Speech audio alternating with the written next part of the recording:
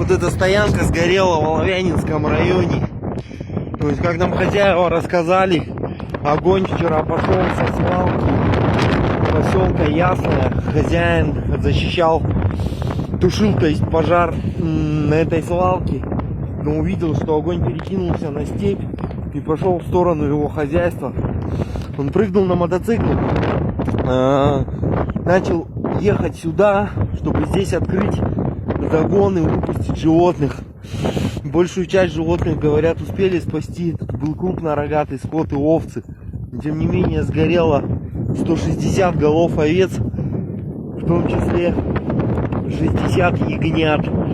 Сгорели 4 дорогих породистых коня. Ну и вот мы видим сгоревший теленок, маленький совсем. Вот он какой лежит, бедный. Вот здесь вот корова, то есть она запеклась. Все это очень страшно. Вот чего осталось от стоянки. Здесь как будто ничего не было.